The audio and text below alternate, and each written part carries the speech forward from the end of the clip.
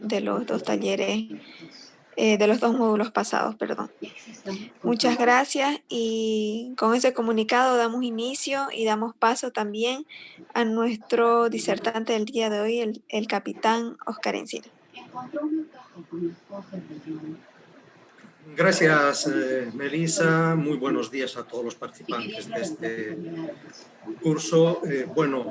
Para mí siempre es un grato honor poder transmitir un poquito de conocimientos a los futuros profesionales de comercio internacional.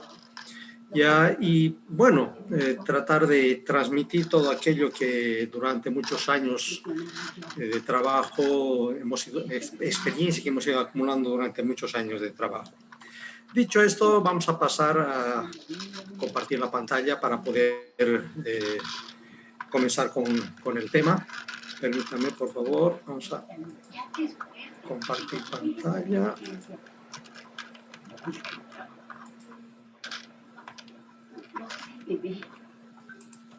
Lo sé. Es solo que cuando ya no puedes vivir. Perfecto. ¿Me confirman de que está perfecta la presentación, correcto? Sí, se puede ver perfectamente. Muy bien, hoy vamos a hablar un poquito de los contenedores, ya esas cajas metálicas que vemos pasar todos los días en camiones de ida y de vuelta. Ya es importante saber un poquito de antecedentes del uso de estos equipos de carga, porque no nos olvidemos que nosotros vamos a ser, o sea, ustedes en este caso van a ser profesionales de comercio internacional, ya, y tiene que ser parte de toda su cultura general en este aspecto. Entonces, yo voy a tratar de un poquito de introducirlos en este mundo y darles algunos antecedentes, cómo ha nacido, cómo está hoy día, qué clases de contenedores hay, todos esos temas que son muy, muy importantes. Bueno, el contenido de la presentación está, vamos a ver antecedentes, evolución de los contenedores, qué es lo que ha representado el uso de los contenedores en el mar, estamos hablando de los buques. Lo mismo, qué impacto ha tenido en la parte de tierra, se puede decir, en la parte portuaria, ¿ya? En el transporte multimodal, cuál ha sido el impacto del contenedor en el transporte multimodal. ¿Ya? Y finalmente vamos a terminar viendo un poquito lo que es el uso mismo de los contenedores hoy en día en el negocio de transporte internacional. Bueno, todos ya sabemos, lo hemos escuchado y podemos verlo en todas las fuentes de información, que el transporte por agua es el medio más eficiente para trasladar las mercaderías desde un lugar de producción hasta los mercados, ¿ya? Nosotros tenemos que tomar en cuenta que el tema de todo el comercio internacional ha ido evolucionando porque ha evolucionado también el tema industrial, ¿ya? Hace 200 años producíamos pequeñas cantidades, los medios de transporte eran muy limitados, estamos hablando de carretas, carretones y esas cuestiones. Entonces, no había una exigencia que obligue a los transportistas o a los que compran y venden los temas de empezar a desarrollar nuevas cosas. Pero llegó la revolución industrial y el tema empieza a cambiar, ¿ya? El ritmo de producción se incrementa, el ritmo de ingreso al mercado también, la misma sociedad va adquiriendo más bienes, hay mayor consumo, entonces se tiene que empezar a desarrollar nuevos medios de transporte y nace lo que es la distribución física internacional, ¿ya? Que al final es prácticamente una ciencia, ya todos lo conocemos, por eso hoy en día se estudia bastante el tema de comercio internacional. ¿Qué es lo que pasó para que el contenedor nazca? O sea, todas las cosas normalmente suceden porque a alguien se le ocurre una idea que trate de mejorar el rendimiento, la eficiencia de sus servicios. Y eso fue lo que pasó con don Malcolm McLean allá por los años 37, ¿ya? Cuando él llevaba balas, fardos de algodón desde los lugares de acopio hasta los puertos, y claro, había que cargar unidad por unidad y el camión estaba en el puerto todo un día esperando que carguen, que descarguen, o sea, era todo una odisea, ¿ya?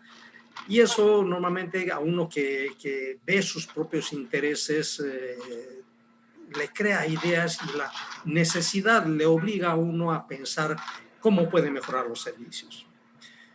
19 años más tarde, o sea, estamos hablando de 2 décadas más tarde, en 1956, ya el señor Marlin, un empresario grande del transporte, pone en práctica lo que había pensado en algún momento. ¿Ya? Entonces empieza ya a construir cajas metálicas, así se llamaban en su momento. Termina la Segunda Guerra Mundial, ya había bastantes buques, uno podía comprar barcos prácticamente a precios regalados, porque para la Segunda Guerra Mundial, para todo el sistema logístico de la guerra, se habían construido bastantes barcos. Compra un par de barcos, los reajusta y le hace y construye contenedores. ¿Ya? Estos contenedores originalmente eran del tamaño del camión, unos 35 pies de largo, por 8 pies de alto, que son 2,40 metros, y por otros 8 pies de alto, o sea, en la medida de un camión normal.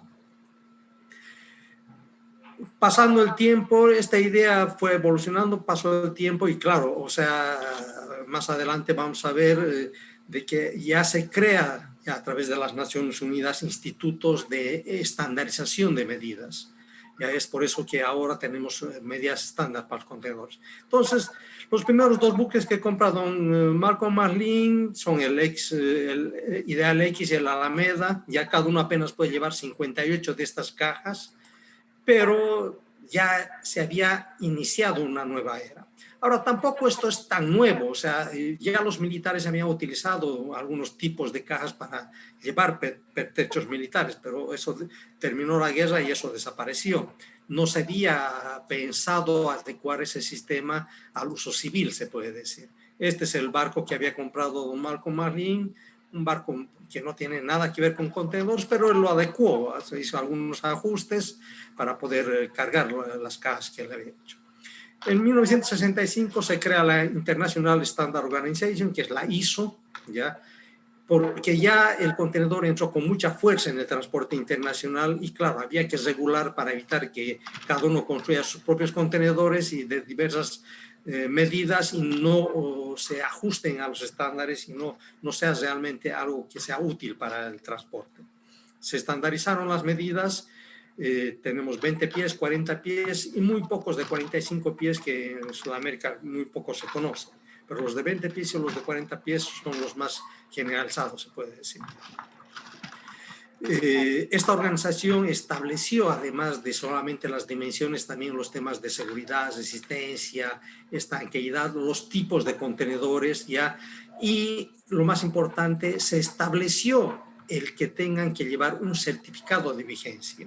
Es lo más importante porque para tener los contenedores funcionales y adecuados para el transporte internacional tenían que tener un certificado de vigencia, que eso es muy importante. ¿Y qué es lo que estos certificados de vigencia establecen? Primero, ya la identidad del contenedor. Cada contenedor tiene una identificación única, ¿ya? También tiene un piso que es de madera. Como la madera es un material vivo, esos tienen que tener un tratamiento especial, exigencia en todos los países, ¿ya? Y aquí indican qué tipo de tratamiento ha tenido la madera, el piso, para que pueda ser resistente y no estar llevando también bichos de un lugar a otro, ¿ya? La fecha de fabricación, ¿ya? Y se estableció que por las características del material que se emplea, estos contenedores pueden tener una vida útil sin ningún problema de 5 años. Entonces, cada 5 años estos contenedores tienen que ser reinspeccionados y se tiene que ampliar la vida. Ustedes ven la fecha de fabricación más 5 años, la fecha de expiración del certificado es 5 años después. Este se fabricó el 2007 y vence el 2012.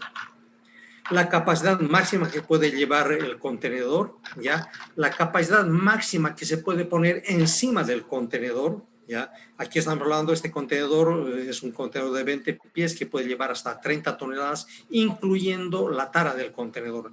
Contenedor de 20 pies aproximadamente pesa 2 toneladas, es decir, que este contenedor puede llevar hasta 28 toneladas de carga pagable, se puede decir. Puede resistir hasta 192 toneladas en peso hacia arriba, eso son más o menos, si estimamos que tenemos 30 toneladas por contenedor, estamos hablando 192 dividido 30, 6 contenedores encima, o sea, se pueden apilar 6 contenedores encima sin ningún riesgo de colapso, ¿ya? Y así, entonces, este tipo de contenedores, y ustedes ven acá, por ejemplo, ya hay una autoridad que emite este contenedor, no lo hace cualquiera. Este, por ejemplo, es un contenedor que está aprobado ya en Alemania, ya es la Germanische Joy la que aprueba este contenedor. Ya aquí esta sigla corresponde al país, la D es de Alemania, pero es en alemán. En alemán, Alemania es Deutschland. Alemania, como muy pocos países, es el único país que tiene 3 nombres. Germany en inglés, Alemania en español y Deutschland en alemán. Entonces, aquí, como el original es Deutschland, le ponen la D. Este otro, por ejemplo, es para Estados Unidos, la American Bureau, ¿ya? Y este, por ejemplo, es de Great Britain, o sea, Inglaterra, ¿ya? Es Bureau Veritas la que emite esta certificación.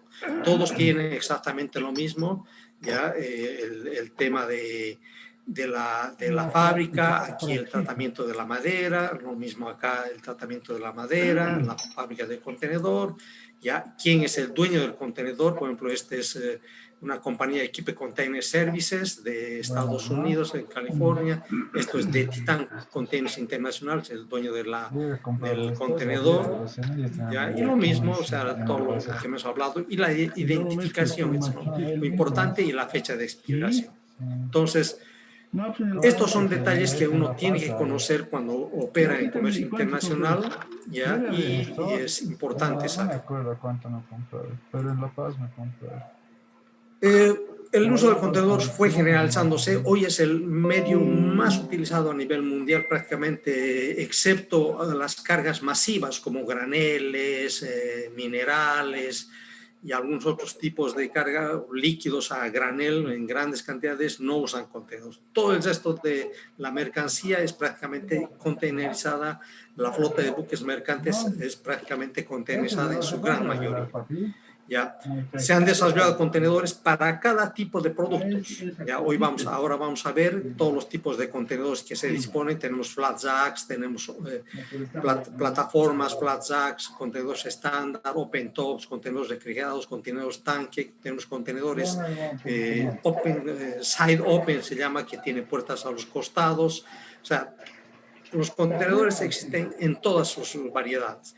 Cada uno tiene un uso. Las plataformas de 20 pies, de 40 pies, sirven para llevar maquinaria dentro de los buques. Como todos los buques son containerizados, entonces yo no podía llevar este tipo de maquinaria si no contara con las plataformas. Estas plataformas, como ustedes ven, se colocan sobre los contenedores, ya porque tienen una resistencia de piso bastante buena, y encima recién se colocan las maquinarias que se quieren transportar. Entonces, esa es una de las utilidades que se le da a las plataformas. Los flat jacks, ya existen dos tipos. Ustedes ven, este flat jack tiene los extremos fijos, ya, y también hay los que tienen los extremos colapsibles, se llama. Esto se puede bajar acá y queda prácticamente como una plataforma. Eso sobre todo para el transporte, para el retorno de los contenedores cuando han sido utilizados, porque si los llevamos de esta manera ocupan mucho espacio.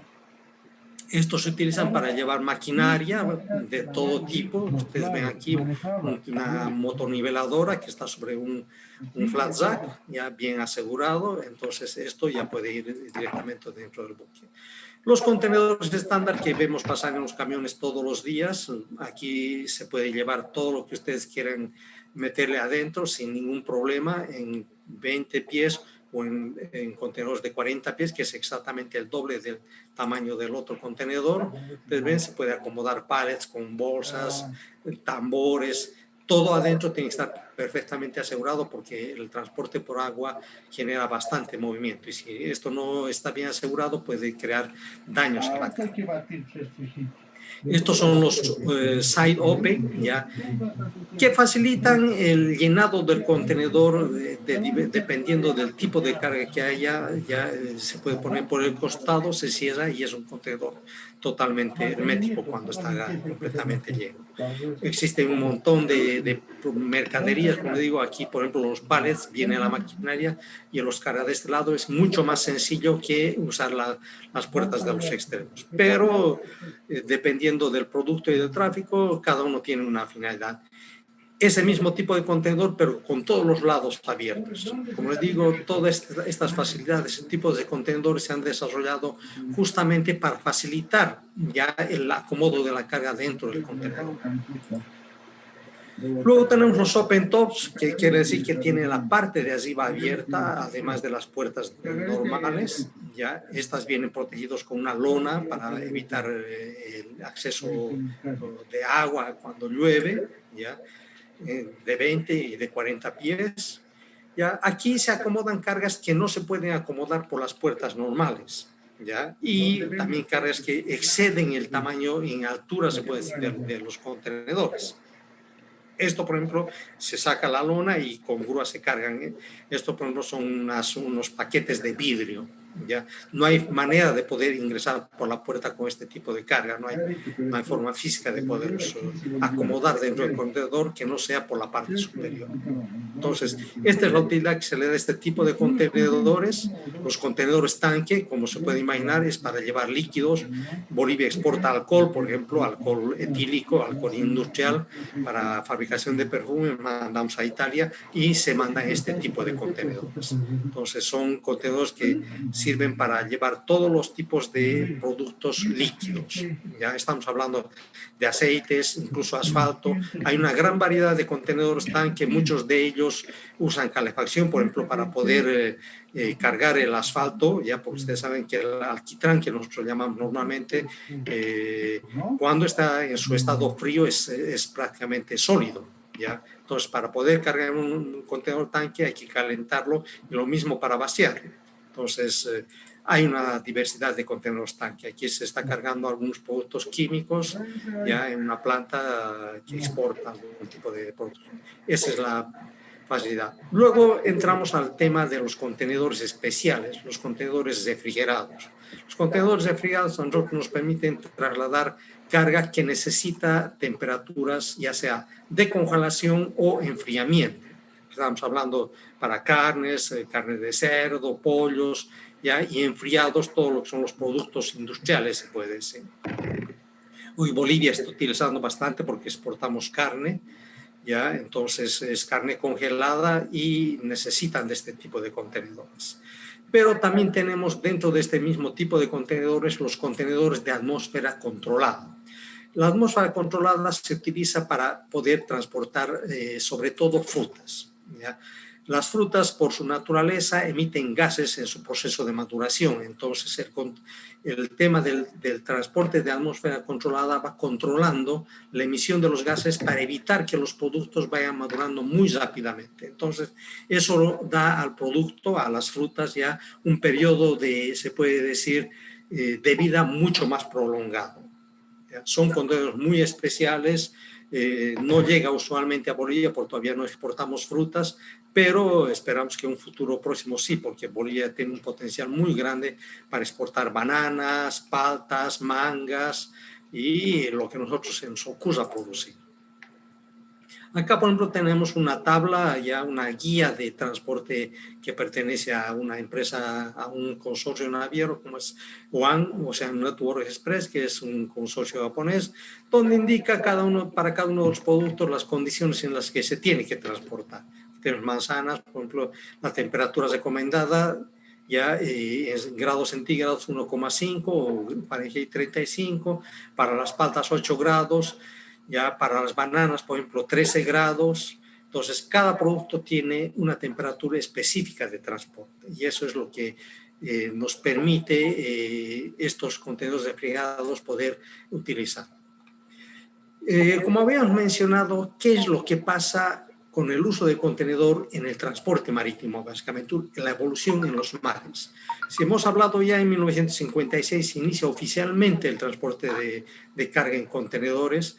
Estos buquecitos que había transformado el señor Malcolm Marlin apenas tenían una capacidad de 58 unidades. Claro, comenzó, era un inicio del tema, pero ya para el año 65, cuando ya los contenedores se han estandarizado en tamaño, ya comienzan a construirse barcos exclusivamente para llevar contenedores. Entonces, aquí el primer barco netamente para llevar contenedores, pues el Encounter Bay ya podía llevar hasta 1.530 contenedores, con un largo de 220 metros y 30 metros de manga. Entonces, estamos hablando ya de una evolución en el tema de los buques muy, muy importante, ya que va a permitir hacer que los requerimientos de transporte vayan cumpliéndose de acuerdo a las exigencias de los mercados. En 1984 ya vemos buques con una capacidad de 3.500 TEUs. El TEU ya es la abreviación del 20 Equivalent Unit, ¿ya? Que como el kilo, como el metro, ya son medidas estándar. Para lo que es el tema de contenedores, todo se refiere al TEU, que es un contenedor de 20 pies. Entonces, este buque ya tiene una eslora bastante grande, 230 metros y 32 metros de ancho, que en el término naviero se llama manga. Ya por los años 2000, la ingeniería avanza, el tema del proceso, incluso de la fabricación del acero, ya también se crean aceros mucho más resistentes y estamos empezando a construir barcos que pueden llevar 10.000 contenedores. ¿Ya?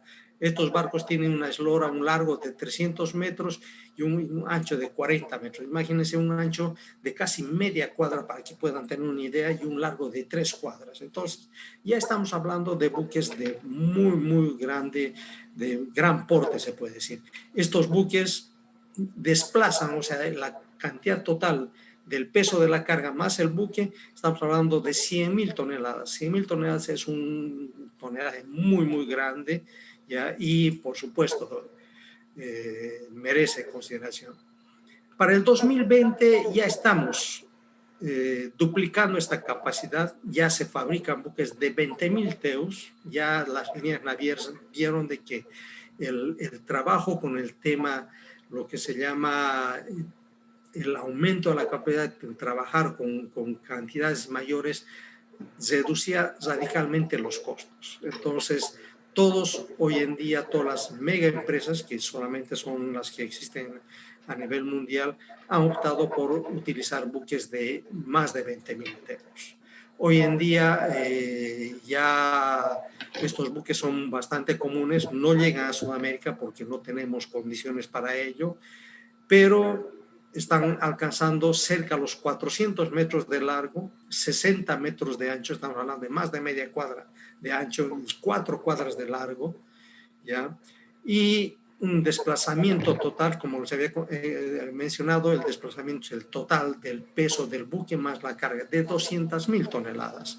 Entonces, ya estamos hablando de temas mayúsculos, ¿ya? Y es interesante ver la evolución de esto. El resumen, este gráfico nos muestra cómo ha ido evolucionando desde 1968 hasta los 2020 el tamaño de los buques. Es impresionante tanto en el tamaño, en lo largo, como también en lo ancho. Conclusiones. Definitivamente el contenedor es el impulsor directo del crecimiento del tamaño de los buques y su especialización. Ya con el ingreso de los contenedores, los buques se han ido especializando, buques portacontenedores, buques tanque para llevar líquidos, buques graneleros para llevar graneles. Entonces, ha inducido a este tema, ¿ya? El contenedor ha reducido el índice de daños a la carga. ¿Por qué? Porque antes la carga se manejaba suelta, entonces subir al camión, luego en el puerto bajar del camión al piso, del piso al buque, las cargas llegaban con muchos daños. Ha facilitado el manipuleo, ya, porque antes cada paquete era de 1 a 2 toneladas. Hoy manejamos hasta 30 toneladas en un solo paquete. Entonces, eso ha facilitado el tiempo de estadía en los puertos, ¿ya? El contenedor se ha especializado, como hemos mencionado, como hemos visto también, cada tipo de carga tiene un contenedor asignado, y si yo soy un productor muy grande de algún producto especial, yo puedo pedir a las empresas, ya sea de transporte o a las empresas que administran contenedores, que me diseñen un contenedor específicamente para mi carga, ¿ya? Eso se da en los grandes países industrializados, donde el tiempo realmente, como decimos, el tiempo es oro. Los buques portacontenedores han mejorado la velocidad del servicio. Ya la mayor parte de los buques hoy en día son de alta velocidad, por lo tanto han acortado los tiempos de entrega de las mercancías desde el lugar de producción hasta los mercados. Lo que habíamos mencionado, o sea, hay también un impacto en la parte portuaria, ya, porque los puertos no podían quedarse al margen, o sea, buques sin puerto no tiene sentido. Entonces, los puertos originalmente, como les mencionaba, estaban equipados de acuerdo al tipo de carga que se producía, que era prácticamente manual, con grúas muy pequeñas, prácticamente muchas veces se cargaba a mano, se puede decir, los buques. Esta era la modalidad en la que se trabajaba, caja por caja, se sacaban de los almacenes, se llevaba al costado del buque, y aquí con estas grúas muy rústicas se llevaba a bordo. O sea, era una operación muy básica, y no tenían más opciones. Entonces, ingresan los buques portacontenedores, pero el ingreso de los buques portacontenedores fue muy rápido, porque construir un buque lleva 1 año o 2 años, pero transformar un puerto, reconstruir un puerto puede llevar 5 o más años. Por lo tanto, los puertos no podían reaccionar a la velocidad en la que los buques ingresaron al servicio. Entonces, ¿cuál fue la opción que tomaron los dueños de los buques? Porque no podían llevar contenedores a puertos donde no tenían grúas. Se puso grúas a los buques, ¿ya? Se pusieron grúas especiales a los buques, porque estos contenedores pesan de 20 a 30 toneladas cada uno, y muchos puertos no estaban preparados para poder cargar y descargar. Entonces, fueron los buques los que tuvieron que adecuarse ya a las limitaciones que tenían los puertos. Fueron los primeros buques que ya venían con su grúa a bordo. ¿Ya? Aquí vemos otro buque igual, cada uno con una grúa especial para manejar contenedores. Esto permitió continuar con la dinámica y mantener el flujo de la carga en los niveles que se requerían. Por supuesto, a medida que pasa el tiempo, los puertos van especializándose. Ya hay puertos para manejar carga a graneles, hay puertos para manejar carga líquida, y también puertos exclusivamente para manejar contenedores. Nacen las grúas portacontenedores, o los gantry cranes, como se llaman, que están específicamente adecuados para manejar contenedores con una eficiencia muy buena, aún en los puertos pequeños, sobre todo aquí en Sudamérica. Por ejemplo, en Arica, el puerto que utiliza Bolivia, no existe este tipo de grúas, ¿ya? Pero sí hay otro tipo de grúas móviles, ya, que no son tan eficientes como esta. Estas grúas pueden bajar de 20 a 30 contenedores por hora de los buques, y las otras grúas móviles bajan de 10 a 15 como máximo. Entonces, estas han generado una eficiencia en los puertos. Y los puertos se han ido especializando, o sea, una cantidad impresionante de grúas. Aquí vemos un puerto y los patios que solamente manejan contenedores. Aquí ya no existen almacenes, ya donde antes se llevaba la carga para poder llevar del almacén al buque. Hoy no, todo es containerizado, ya. Entonces han evolucionado los puertos de una manera tal que hoy encontramos puertos muy eficientes que pueden manejar miles de contenedores por día. Ustedes ven el tamaño de estas grúas, ya, las inversiones que se han hecho en equipar los puertos son muy grandes. Cada una de estas grúas cuesta una fortuna, ya, pero son las que realmente se necesitan para poder mantener el ritmo del tráfico del comercio internacional. Entonces, nosotros podemos ver en estas fotografías el tamaño de los buques. De acá tenemos 50 metros, por lo tanto estas grúas son muy grandes para poder mantener a 50 metros, ya poder levantar un contenedor con 30 toneladas. Aquí vamos a ver más o menos un resumen del movimiento de contenedores que hay a nivel mundial y cómo ha ido creciendo. ¿ya? Aquí vemos desde el 2010, donde se manejaba a nivel mundial 560 millones de TEUs, hasta el 2017, donde hay 750, o sea, en un rango de 5 o 6 años suben ya el flujo de contenedores más o menos en 200 millones de TEUs. Entonces, estamos hablando de crecimientos muy grandes y esto, como les mencioné, se da por la implementación de los buques, los megabuques, la implementación de los gantry cranes en los puertos, la eficiencia con la que trabajan los puertos, ¿ya? Por ejemplo, nosotros habíamos visto aquí el 2017 750 millones de TEUs y vamos a ver aquí el 2017 ya estamos llegando a los 800, o sea que de un año al otro hemos aumentado 50 millones de TEUs en el tráfico internacional. Esta tablita nos muestra, por ejemplo, aquí vamos a ver ya la cantidad de buques que llegan a los puertos, el tiempo de estadía. En los tiempos que yo tuve la suerte de navegar en lo que se llama el periodo romántico de la navegación, donde con nuestros buques podíamos estar 3, 4, 5 días, hasta una semana en un puerto, lo que nos daba, por supuesto, tiempo para hacer turismo y muchas otras cosas. ¿Ya? Hoy en día la estadía en los puertos está reducido a menos de 2 días. Si ustedes ven Argentina, porque es un puerto relativamente, se puede decir, poco eficiente, la estadía de un buque dura 1 día y medio.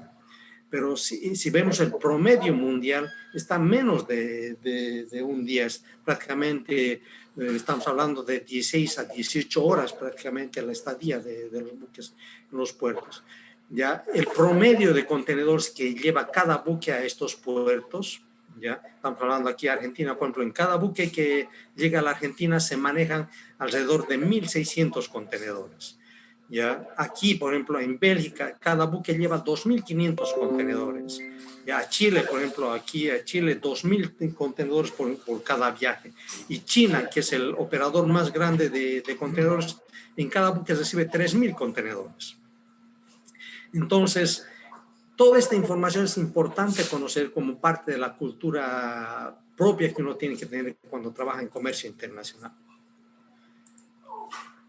Aquí vemos una foto con una grúa muy moderna que puede levantar hasta 4 contenedores. Estos son contenedores vacíos, por supuesto, no son llenos, para poder agilizar la operación portuaria, para descargar, porque no se olviden que los contenedores vienen llenos y también vacíos, porque hay que devolver a los lugares de origen o reposicionar los contenedores que se manejan a nivel mundial.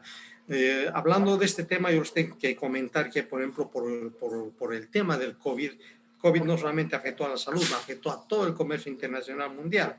Hoy en día tenemos una situación tremenda en el tráfico marítimo. Los contenedores, porque los puertos no tienen gente para trabajar porque están enfermos, no han ido fluyendo como deberían ser. Entonces se ha parado un poco el tráfico internacional, pero al pararse el tráfico internacional, los países que compran, ya que sobre todo es Europa y Estados Unidos o Norteamérica, ya se han quedado con los contenedores vacíos, no han podido volver estos contenedores a Asia, donde están la mayor parte de los centros de producción, y en este momento no hay contenedores en el Asia para poder exportar la producción. Entonces se ha creado un colapso a tal nivel que en este momento prácticamente si alguien compra, no sé, alguien importa telas en Bolivia, le van a decir, usted la señora van a llegar de aquí a 2 o 3 meses. O sea, no, todo el servicio internacional ha colapsado, los tripulantes se han enfermado con COVID, por lo tanto han parado los buques, o sea, es un colapso total en el sistema naviero internacional. Pero la evolución en los puertos necesita también estar acompañado de otros elementos que necesitan en los puertos para manejar los contenedores. Y ahí estamos hablando de los equipos que apoyan la actividad portuaria. Ya estamos hablando de, por ejemplo, los RTG. Esto se llama, RTG es la abreviación del Rubber Tire Gantry. Es un pequeño gantry que lleva contenedores movilizando de las rumas hacia el costado del buque. ¿Ya? Son equipos especiales. Lo mismo los top lifter. Ya estos son equipos más comunes en Sudamérica, sobre todo tenemos acá en Bolivia, en aduanas, en los depósitos de contenedores, que es un contenedor que permite tomar por la parte superior ya el contenedor y llevarlo de un lugar a otro, de una capacidad de levante hasta de 50 toneladas, por lo tanto puede cargar contenedores de 20 o de 40, porque este es su spreader, como se llama el aparato que permite asegurar el contenedor, es extensible, se extiende para uno de 40 pies y se contrae para uno de 20 pies. Son equipos especiales. Aquí vemos un side lifter, ¿ya? O sea, se llama así porque toma el contenedor por el costado, lo mismo ustedes ven, son extensibles, ahora están manejando un contenedor de 40 pies, ¿ya? Estos sobre todo se utilizan para el apilado de contenedores vacíos, no tienen mucha capacidad, pueden levantar hasta unas 10, 15 toneladas, pero sí pueden levantar muy alto, pueden levantar hasta 5, 6, 7 contenedores de alto. Entonces, esas son las características de estos equipos. Ya entonces hemos podido ver que los puertos, además del equipamiento y todas cuestiones, también han tenido que profundizar, ¿ya? Sus muelles, porque originalmente un buque pequeño tenía un calado de 8, 9, 10 pies. Hoy día necesitamos calados o profundidades superiores a los 15 metros. Y eso ha sido, se puede decir, una de las limitantes por las cuales los puertos no han evolucionado tan rápido como los buques. Pero hoy en día ya prácticamente tenemos puertos para todos los tipos de buques, para todos los tamaños de buques. Por supuesto, no aquí en Sudamérica, pero sí en Europa y Norteamérica y en el Asia. Acá el país que anda más o menos a la par de este tema vendría a ser el Brasil. Brasil ha ido adecuando los puertos. El Brasil puede recibir buques de más de 10.000 TEUs. ¿Qué ha pasado con el transporte multimodal? El transporte multimodal, como su nombre indica, es el transporte ya por varios medios. Comenzamos con el transporte terrestre, luego pasamos al ferroviario, después al ferroviario, al fluvial, para llegar hasta el marítimo. El uso de los contenedores ha sido un gran aporte porque nos damos cuenta de que prácticamente, como estamos unitarizando la carga, ¿ya? Entonces, primero, que el manipuleo para pasar de un medio de transporte a otro ha minimizado el tema de los daños. Por lo tanto, ha sido un gran avance, ¿ya? Y creemos que se ha aportado bastante hoy en día con el uso de los contenedores. Aquí vemos los trenes han ido adecuándose. Hoy tenemos trenes, no en Bolivia por supuesto, que pueden llevar 2 contenedores de alto sin ningún problema. ¿Ya? Las estaciones ferroviarias están equipadas con grúas de gantry que permiten cargar del camión a la plataforma sin ningún problema, ¿ya? Y en los países que utilizan la vía fluvial como un alimentador de los buques marítimos, también están equipados para poder atender este tipo.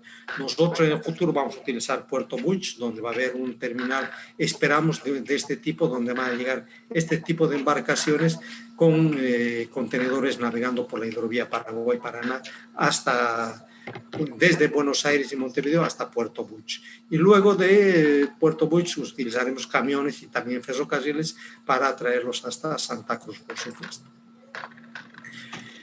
Además de la estandarización en dimensiones y todas esas cuestiones que ha generado el contenedor por la dinámica del mismo transporte, también los documentos se han ido estandarizando. Entonces, hoy en día tenemos los Bill of Lading, que es que cubre la parte de transporte marítimo estándar en todas las navieras.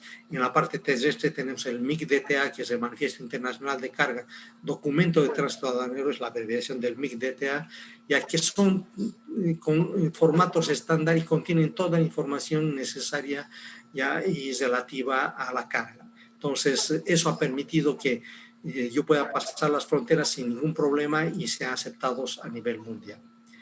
Ahora, para complementar esta parte del uso de los contenedores, dentro del uso de los contenedores en el transporte internacional tenemos 2 modalidades, lo que se ha denominado COC, que quiere decir Carrier on Container, y SOC, que quiere decir Shipper on Container. ¿Qué significa este tema? ¿Ya?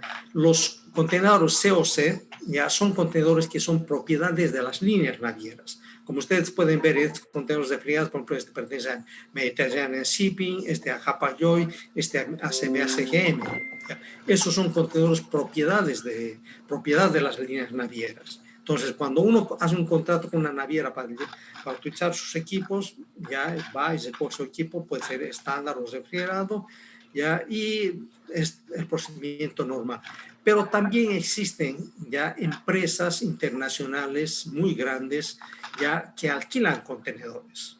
Entonces, yo, si veo más conveniente el uso de contenedores alquilados, puedo tomar, igual la naviera me puede llevar, tiene fletes diferenciados para sus contenedores y para contenedores de terceras empresas. Cada una de estas modalidades tiene sus ventajas y desventajas, ya dependiendo el producto, dependiendo el origen, el destino, ya, y muchos otros aspectos. ¿Ya? Cuando usamos el contenedor de la naviera, ¿qué ventajas y desventajas tenemos? Ventajas que es simple, común, muy conocido por todos los operadores de comercio internacional, está perfectamente regulado aduaneramente y las navieras tienen disponibilidad de todo tipo de contenedores. Entonces, esa es una de las ventajas porque es muy común. Hoy en Bolivia utilizamos este sistema en una gran mayoría. Pero ¿qué desventajas tiene? O sea, la naviera cuida su equipo porque el contenedor es parte del equipo de carga. Entonces, hay una rigidez en el tratamiento, hay una exigencia desde documental hasta incluso de garantías para que una naviera te entregue su contenedor para que tú puedas devolverle después cargado y cuando terminas el transporte lo devuelvas vacío. ¿Ya? Se han establecido mecanismos de seguro, hay todo un procedimiento. ¿Ya? Y cuando tú te demoras y la naviera te da un plazo, para Bolivia es un plazo excepcional porque no tenemos puertos marítimos propios, de 21 días, pero en otros países es apenas de 5 días. Cuando tú te demoras más del plazo que está establecido, la naviera te cobra una multa por día y son multas muy, muy fuertes que pueden muchas veces acumularse y superar incluso el valor del contenedor. Entonces hay que tener mucho cuidado con ese tema y nosotros somos bastante perjudicados como país porque en los puertos a veces hay, en el transporte en general, en toda la cadena logística, puedes encontrarte con bloqueos. Hoy, por ejemplo, está lloviendo, la carretera Santa Cruz Cochabamba está bloqueada, o sea, interrumpida, pues se halla una parte de la carretera. ¿Ya? Entonces, hay muchos inconvenientes que se pueden dar, que pueden afectar el flujo normal y inducirte a una demora. Y ahí sí que estás en problemas porque tienes que pagar las altas multas que las navieras ponen cuando excedes el tiempo libre que tienes. Los contenedores SOC, los Ship-Around Containers, ¿ya? ¿Qué ventajas tienen? Como son contenedores que no pertenecen a la naviera, entonces el flete marítimo tiene un diferencial, un pequeño diferencial que a veces puede resultar interesante. ¿Ya? Tienen términos de uso más flexibles, o sea, no son tan rígidos con el tema de las demoras. Te cobran, por supuesto, por demora, pero no en los niveles que lo hacen las navieras. Si una naviera te pone una multa que puede llegar de $30 hasta $100 por día, ¿ya? La compañía de leasing es de $5 a $10. Entonces, esa diferencia a mí como usuario me da mucho más, se puede decir, ventaja y tendencia a que quiera utilizar el contenedor de la leasing. ¿Ya? ¿Cuál es la desventaja? Que este sistema es muy poco conocido, sobre todo en Bolivia. En otros países es bastante conocido. ¿Ya? Y una de las limitaciones que hay también es de que no siempre hay el contenedor que yo necesito en el lugar que yo necesito. Las navieras, como navegan por todo el mundo, tienen depósitos en todos los puertos del mundo. En cambio, estas compañías de leasing tienen un poco menos, se puede decir, distribuidos sus centros de acopio de contenedores. Los tienen en los mayores puertos del mundo de más actividad con seguridad. Pero si yo no estoy yendo o mi proveedor no me va a entregar la carga en un puerto muy conocido, posiblemente ahí no tenga un leasing que me pueda alquilar el contenedor. Por lo tanto, hay limitaciones y ese vendría a ser la desventaja del uso de este tipo de contenedor.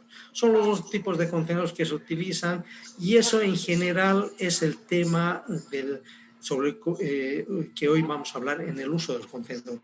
Es bueno conocer, es bueno saber, ya les repito, por temas de cultura, ya dentro del rubro que nosotros, para el cual estamos estudiando o en el cual estamos desarrollando nuestra actividad. Ahora vamos a pasar a hablar un poquito del tema de los costos. ¿Ya? Vamos a...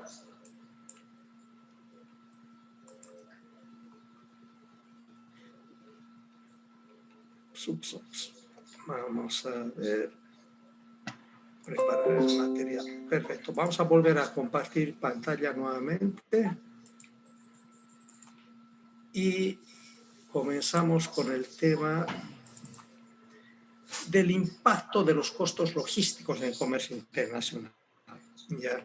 Es un tema bastante interesante porque realmente para muchos países la logística es súper importante y más todavía para Bolivia. Vamos a ver esta presentación, vamos a ver una introducción, vamos a hablar de lo que es la distribución física internacional, la importancia para Bolivia como país, los puertos secos, que es parte de todo lo que es la distribución física, los container freight station, que son también temas de apoyo a la logística.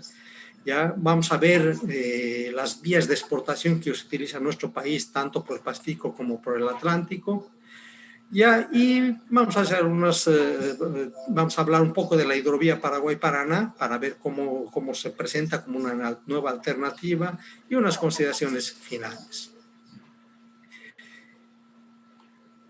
Bueno, el COVID, lo que les he mencionado, ha tenido un impacto único en todo lo que es el comercio internacional.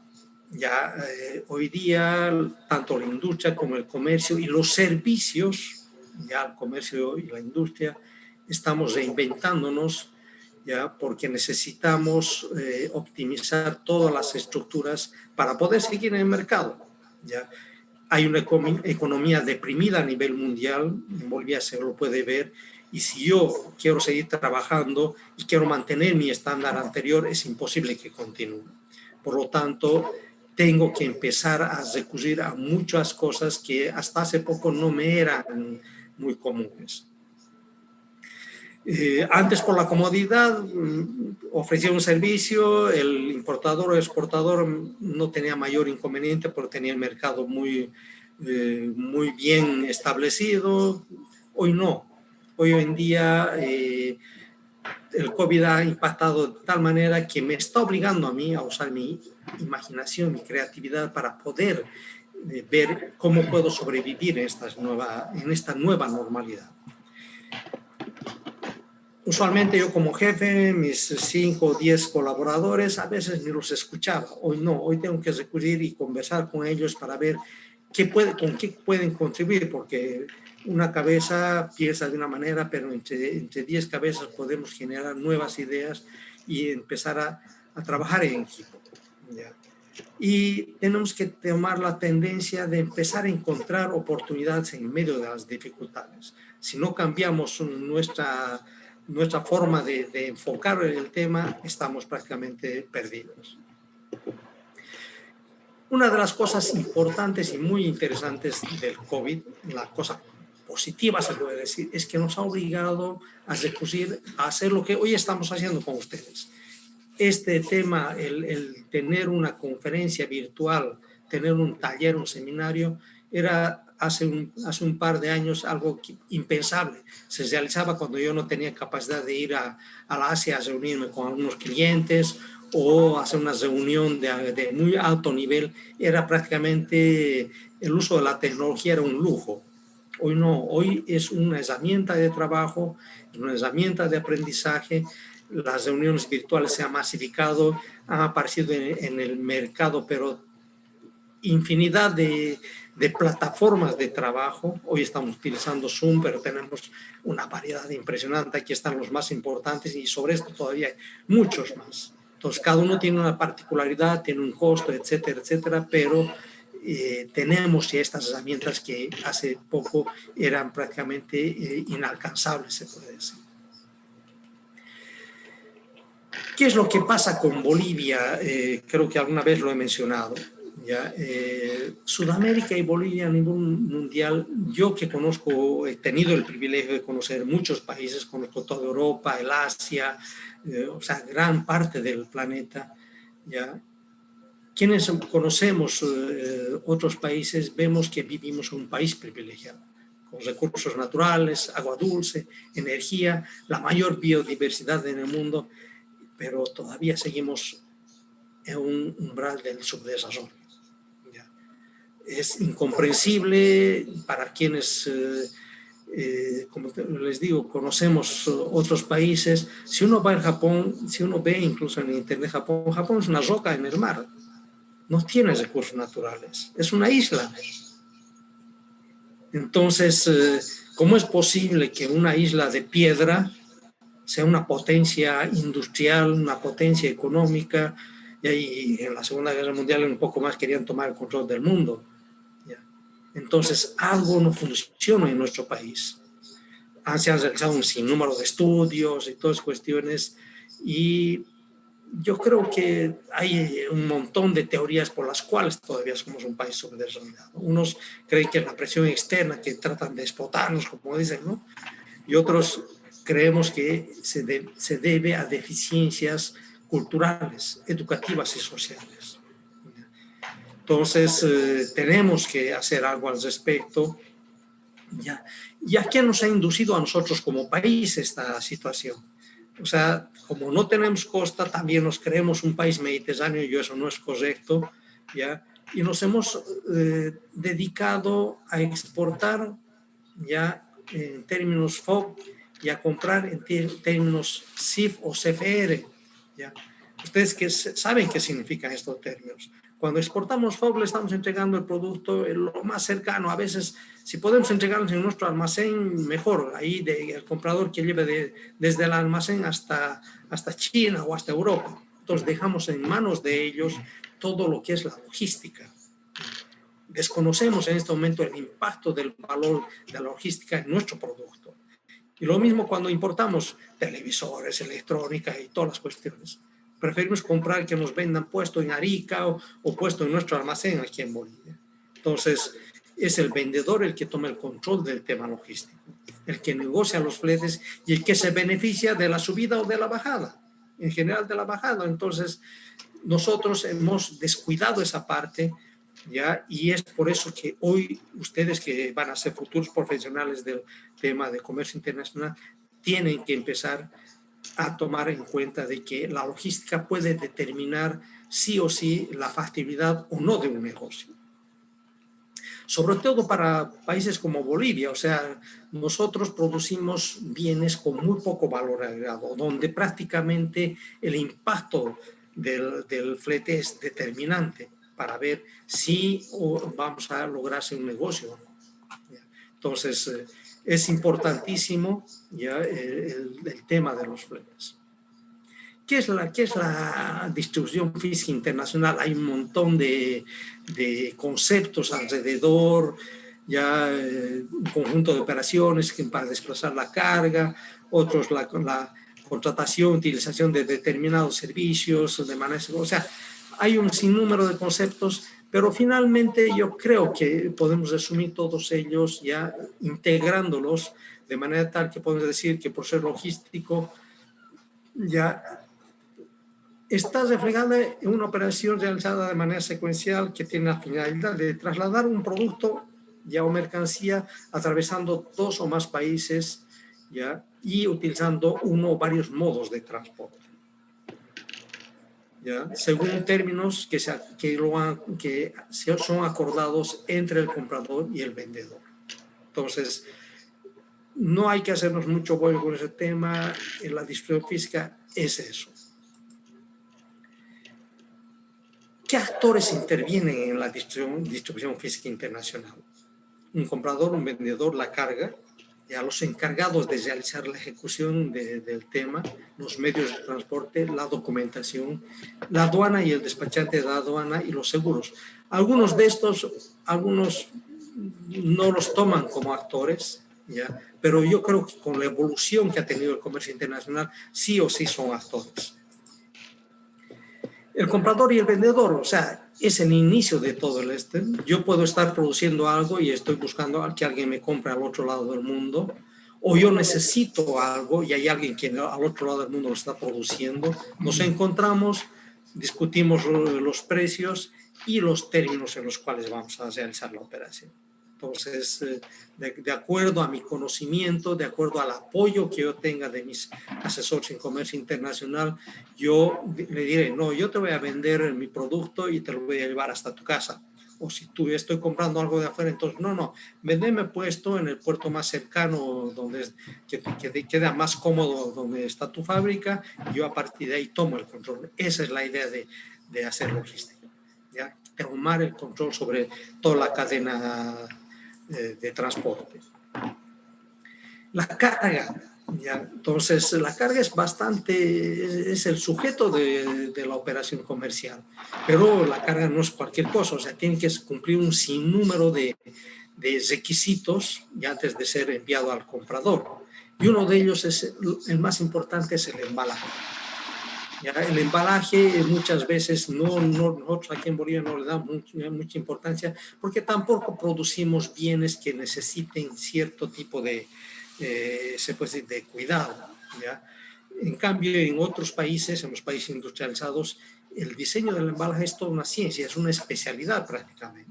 Entonces yo produzco algo y llamo al experto y digo, mire, estoy produciendo esto y necesito que me diseñe todo el embalaje. Pero no solamente el embalaje para que se vea bonito, sino para que sea seguro durante el transporte, para que se pueda manipular durante todo el proceso logístico, ¿ya? Entonces hay que tener bastantes temas entre medio. Aquí vamos a ver algo, por ejemplo, acá hay un ejemplo, ¿ya?, de embalaje. Yo produzco vinos aquí en Tarija. Me tengo que primero diseñar la cajita que tiene que contener la botellita, que es la primera parte, se puede decir, de todo el proceso. Se ve bonito todo, pero si tengo que transportarlo y tengo que exportarlo, primeramente tengo que interesar esta cajita. Entonces iré a la parte terciaria del embalaje, donde vaya a acomodar una docena de botellas, pero este cartón no puede ser cualquiera. Ya los contenedores tienen dimensiones, alto, largo, ancho. Entonces yo tengo que ajustar como experto en embalaje estas dimensiones a la uniterización posterior. Entonces este pallet tiene una medida estándar que se tiene que adecuar exactamente a las dimensiones del contenedor. Entonces yo tengo que diseñar estos embalajes de acuerdo, cumpliendo con todas estas normas, para que yo pueda entrar en el mercado internacional. Como ven, el embalaje es muy importante, un tema de poder realizar una cooperación de comercio internacional. Luego, los asesores del tema logístico. ¿Ya? Yo fabrico, y aquí en Bolivia a veces cometemos el error de que yo fabrico y también quiero dedicarme a contratar el transporte y hacer el embalaje. O sea, esa es una deficiencia cultural que tenemos, ¿ya? Porque si yo estoy fabricando algo, yo tengo que especializarme y concentrar mi esfuerzo en fabricar lo mejor y de la manera más óptima. Dejar el tema de la logística y transporte a quienes se encargan de eso. Entonces, el logístico me dirá, bueno, contrate a esta persona para que le haga el embalaje que se adecue a las necesidades del transporte, ¿ya? Y él me diseñará de cómo llevar desde mi fábrica hasta el almacén, del almacén hasta llenar el contenedor, del llenado del contenedor al puerto, contratar el transporte marítimo, contratar el transporte terrestre, encargarse que al otro lado del puerto de destino hay alguien esperando la carga para entregarle al comprador. Entonces, yo como productor no puedo distraerme en esos temas, tengo que contratar un operador logístico, ¿ya? Que me haga eso porque tiene que salirme bien la operación de transporte, ¿ya? Y de la manera más eficiente. Entonces, ese es el papel de los operadores logísticos, ¿ya? Que conocen absolutamente todos los detalles de la operación. Luego, los medios de transporte. Cada uno de los medios de transporte tiene un rol en toda la operación logística, ¿ya? Y estos existen debido a que cada medio de transporte tiene una característica y se puede decir una bondad en el servicio que presta. Habíamos hablado del transporte multimodal, muchas veces es necesario. Claro, si yo estoy vendiendo localmente no hay problema, contrato un camión que me lleve de aquí a La Paz, el producto, no necesito recurrir a ningún otro tipo de transporte, ¿ya? Si yo estoy produciendo algo de mucho valor agregado o algo muy perecedero, por ejemplo, hace algunos años se exportaban nosotros flores a Europa, entonces yo tengo que usar el transporte aéreo, ¿ya? Hoy día exportamos soya por la hidrovía Paraguay-Paraná, utilizamos barcazas, pero entre medio del transporte por barcazas o por avión necesitamos el transporte terrestre, ¿ya? Porque en el sector de producción, por ejemplo, de las flores, en la granja donde se producen, cosechan, lo embalan, ¿ya? Y tienen que llevar un camión hasta el aeropuerto, ¿ya? La soya lo mismo, desde los campos de producción van a los silos, de ahí a un camión o a un ferrocarril que lo lleve al puerto a granel y lo descarguen en los silos. O sea, hay una intermodalidad y cada uno de los sistemas es más eficiente que el otro dependiendo del tipo de carga y el volumen que se maneja. Entonces, son importantísimos y tenemos que conocer cada una de las particularidades que nos ofrece cada medio de transporte. La documentación. Ya habíamos mencionado en el tema de contenedores que ya debido a la dinámica del comercio internacional la documentación se ha estandarizado. Pero no solamente nos hemos quedado ahí, ya también Bolivia está participando en el tema de la digitalización de la documentación. Hay países que ya han logrado digitalizar todo el proceso y no se emite un solo documento en papel físico, ¿ya? Se ha utilizado la tecnología del blockchain. Si investigan un poquito van a ver que blockchain no es más que una caja informática que está en algún servidor en alguna parte del mundo donde se almacenan todos los documentos que nosotros llevamos. Es una caja de seguridad, ¿ya? Cuya llave de acceso la tiene el comprador a un lado y el vendedor al otro. O sea, primero lo tiene el comprador y luego cuando el vendedor cumple con todo y le paga, le pasa la llave al comprador y el comprador puede extraer todos los documentos de ahí, ¿ya? Y presentarlos a la aduana también online. O sea, no se necesita imprimir. Todavía en Bolivia no estamos a ese nivel, pero esperamos que de aquí a no sé, 3, 5 años estemos en esa dinámica. Hoy en día la aduana ya está informatizando muchos de los procesos, los documentos se pueden digitalizar, ya se pueden emitir documentos, pero lamentablemente para el paso de fronteras, las trancas, todos los controles todavía necesitamos imprimir todos estos documentos. Pero estamos avanzando y eso es importantísimo porque dinamiza el tema del comercio internacional.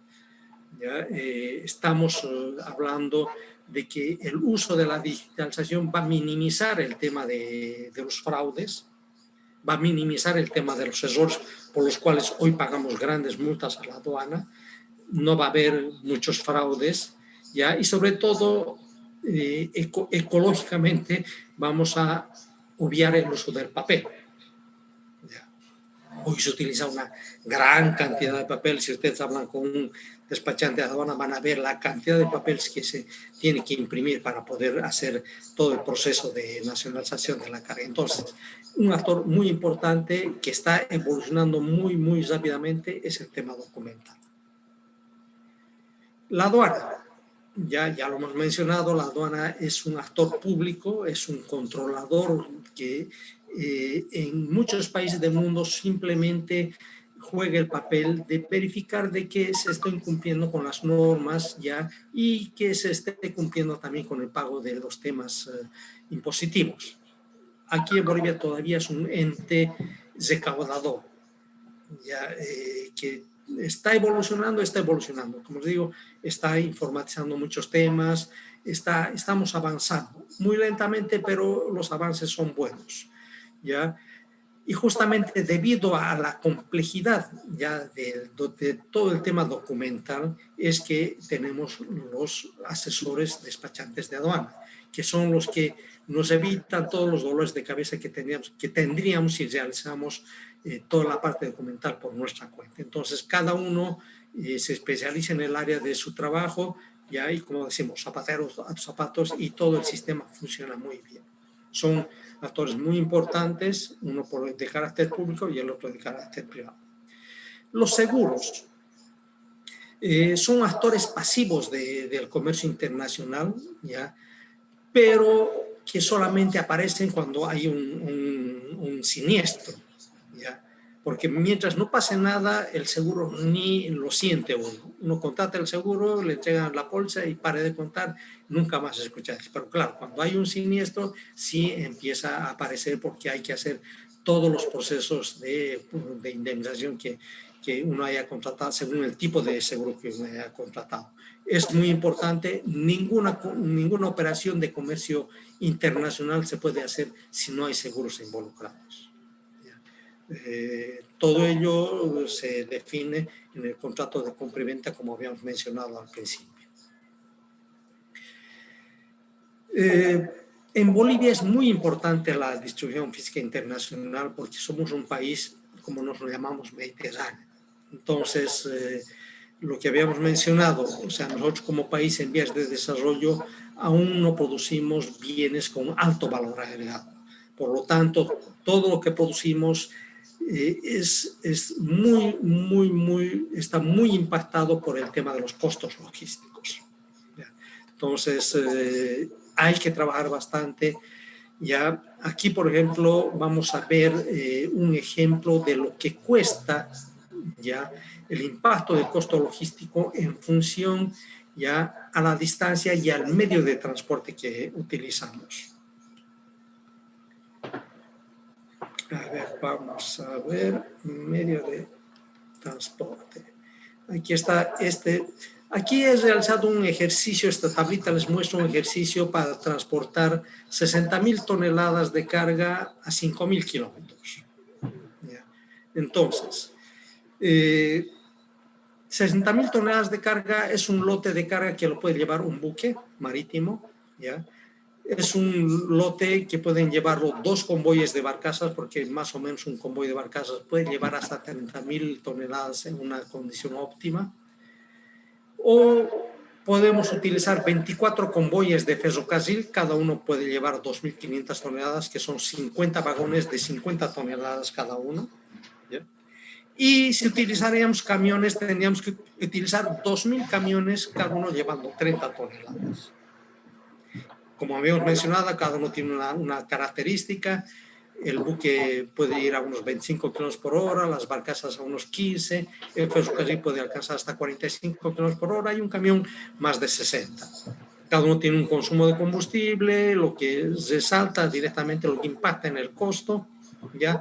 Y el costo total, podríamos decir, de todo ello, el buque para llevar esas 60.000 toneladas, unos 5.000 kilómetros, me va a costar unos $132.000. Si esto lo divido entre 60.000 toneladas, el costo por tonelada para llevar un buque me va a costar $2 por tonelada.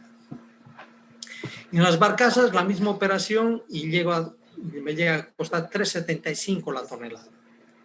Si utilizo ferrocarril, aproximadamente $18 por tonelada. Si utilizo camiones, $72 por tonelada. Entonces, ustedes pueden ver por qué el transporte por agua es el medio más eficiente para poder llevar la carga, ¿ya? Sobre todo para carga masiva, como ustedes ven, hay una diferencia abismal entre el camión y el barco. Entonces, esto nosotros tenemos que tener sobre todo como concepto. ¿Ya? Cada uno de que estudia comercio internacional, cuando está charlando con su cliente, tienen que mostrarle, o sea, cómo funciona el sistema y por qué en buque, llevar por buque cuesta más barato que por camión. Entonces, esto es muy importante saber, como les digo, sobre todo como concepto, o sea, esto les tiene que dar esa idea.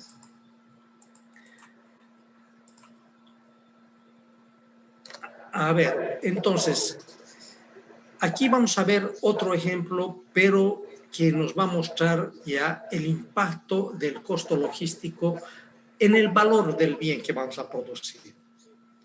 ¿Ya? Aquí vamos a ampliar también la tablita. Aquí vamos a ver, por ejemplo, para el costo de transporte de un contenedor de 40 pies. ¿Ya? Nosotros importamos televisores plasma desde China. Cada televisor cuesta $1.500. El contenido que está dentro de ese contenedor más o menos son unos $150.000. Si estamos exportando puertas de madera, cada puerta más o menos cuesta $120 la unidad. En un contenedor van unas 500 puertas. Ese valor del contenedor, lo que las puertas, el valor de las puertas del contenedor alcanza a $60.000.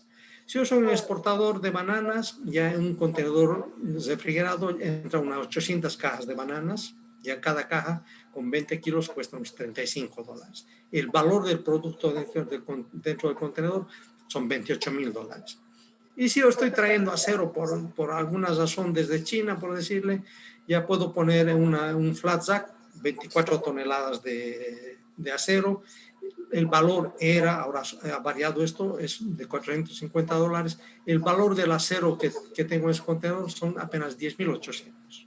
Los costos, ya, los costos locales en los cuales va a incurrir mi proveedor de los televisores de llevar desde el almacén hasta el puerto son unos $600.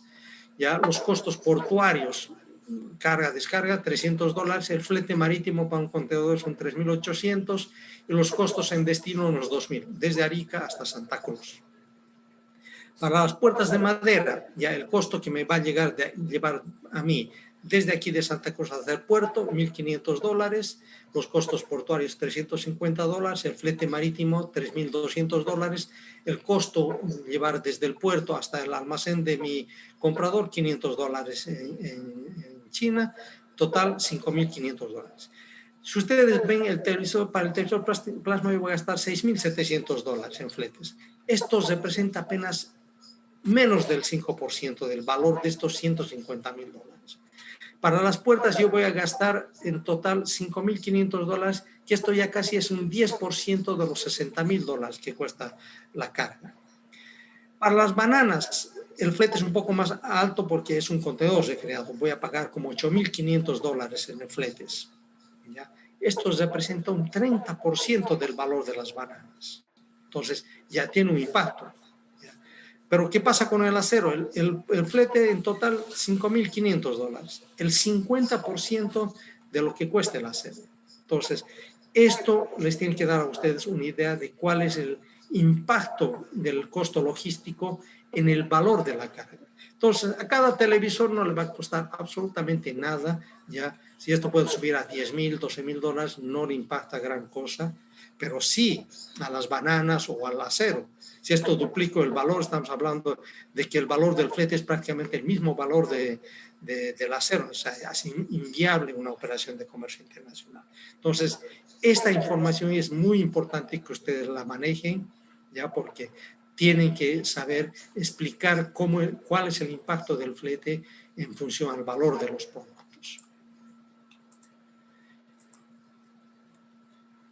Los puertos secos. Los puertos secos nacen como una necesidad de contar con medios alternativos, sobre todo en los países mediterráneos. Esto no nace en Bolivia, nace en Europa, donde hay bastantes países mediterráneos.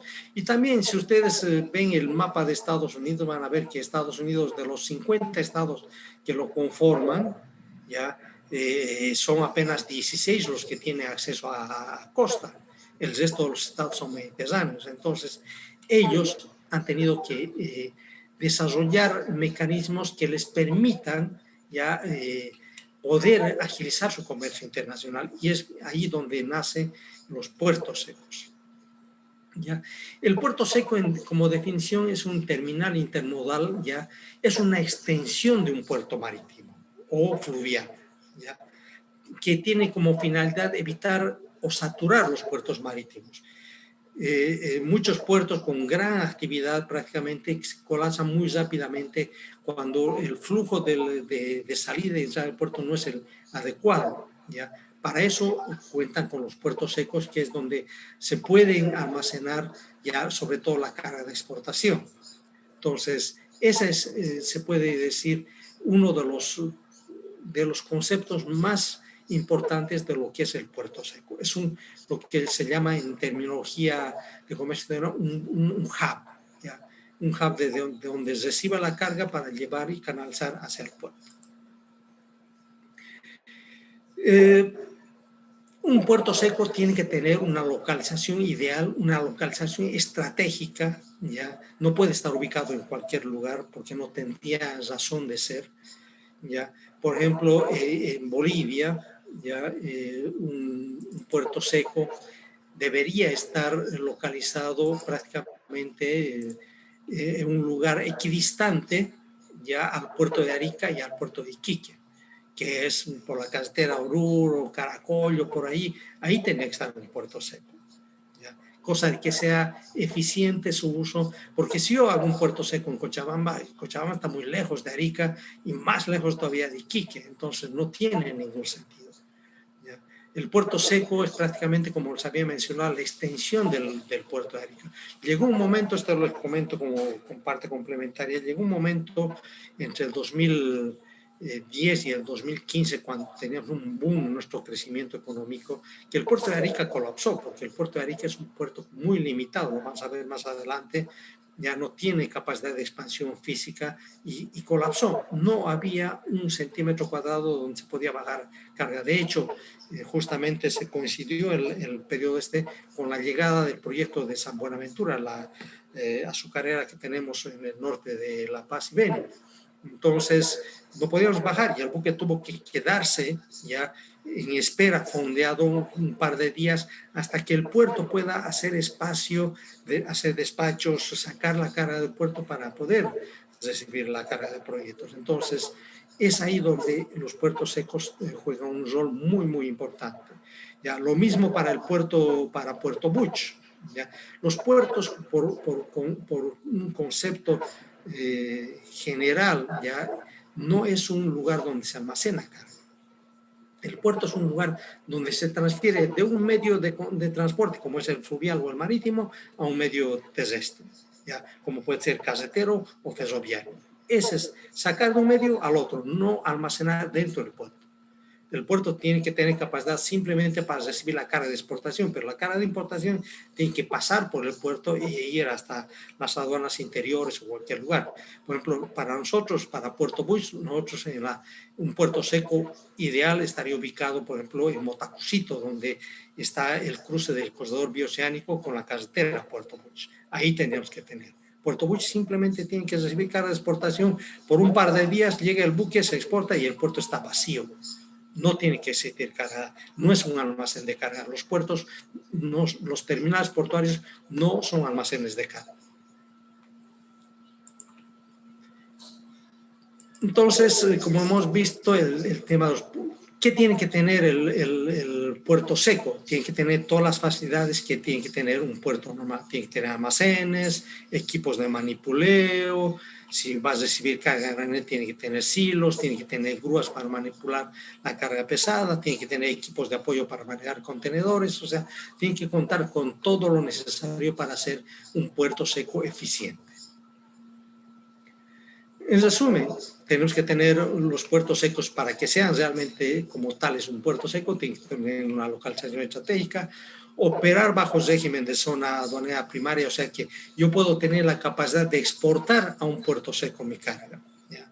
Dar por exportado cuando se haga un puerto seco mi carga, contar con almacenes, patios, contar con equipos de apoyo, contar con accesos viales, carreteros y ferroviarios y contar con todas las oficinas aduaneras y paraduaneras. Estamos hablando Senasac, Senacom, Cibex, Felsen, etcétera, todos los que participan en toda la parte documental de una operación de comercio exterior.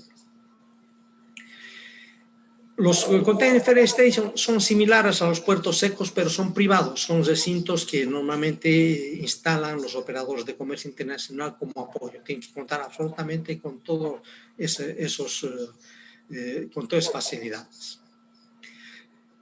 las vías de operación de nuestro comercio internacional. Bolivia, a pesar de su limitación, ya siempre ha manejado su comercio exterior por los puertos del Pacífico.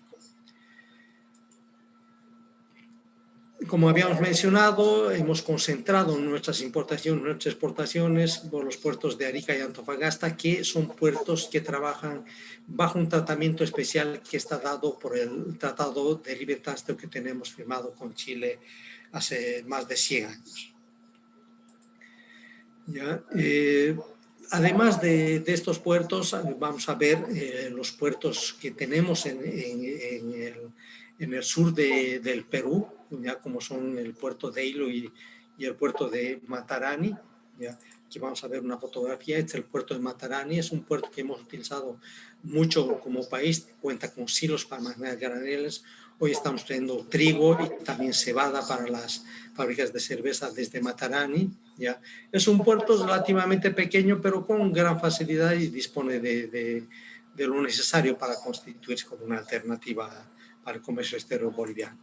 Luego tenemos el puerto de Hilo, que hemos tratado de habilitarlo como un puerto para nuestro comercio exterior, pero es un muelle dentro del agua que no es muy apto porque no tiene el abrigo necesario cuando hay marejadas, es afectado muy directamente, y las limitaciones de espacio que también tiene cercanos al puerto no lo hace la mejor opción, pero se constituye como una opción.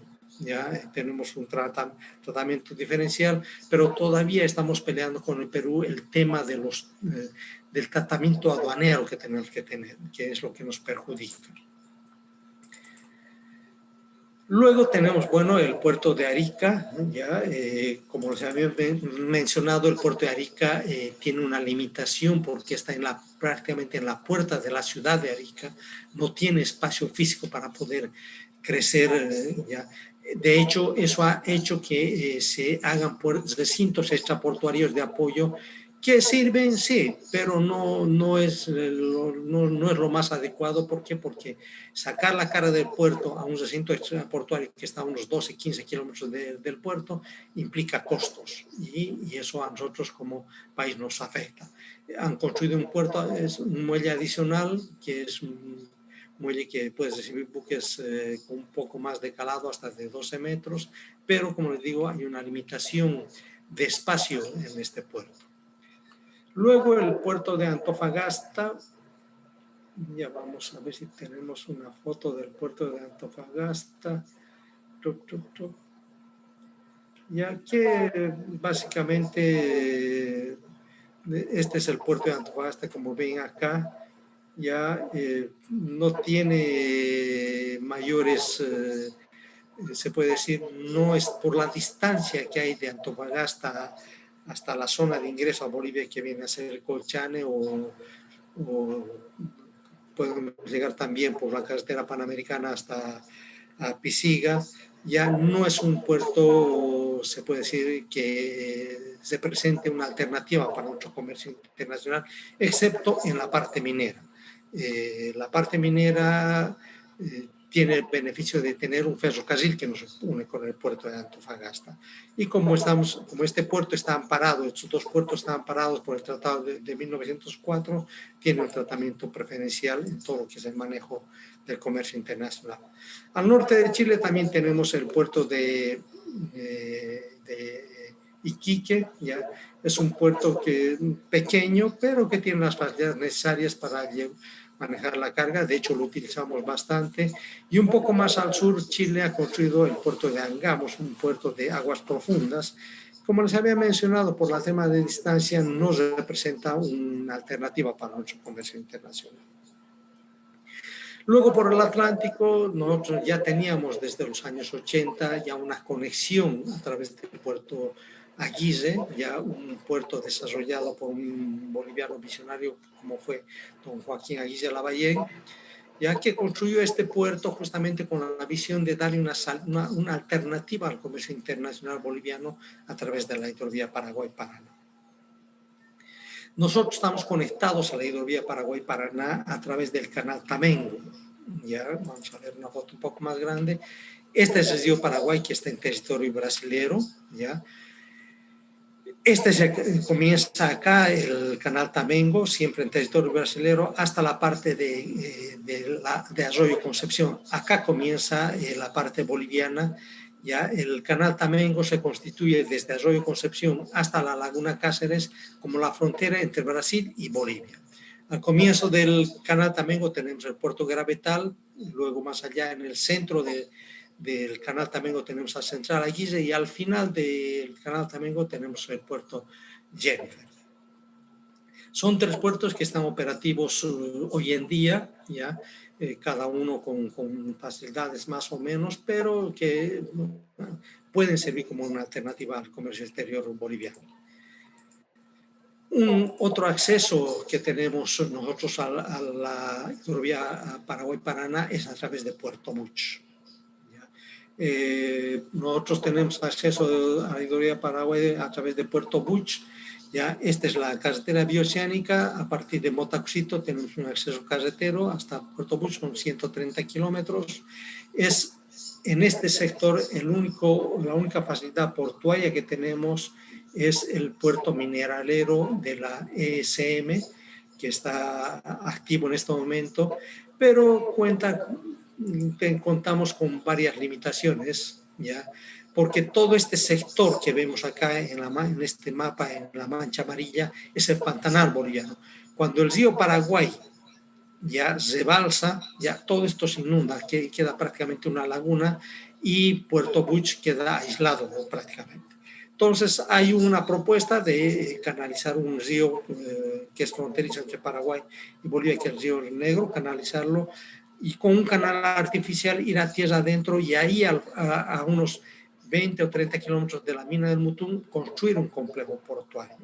Ese es un proyecto a mediano o largo plazo, creo que hoy ya está autorizado por el presidente Arce Catacora para la construcción de este complejo portuario que sí o sí le daría a Bolivia, se puede decir, le dotaría al comercio exterior boliviano de un puerto de primer nivel, un puerto como el que necesita nuestro comercio, ya que contaría con facilidades para embarcar graneles, para contenedores y para líquidos. Y, por supuesto, un muelle mineralero para atender las exportaciones del mundo.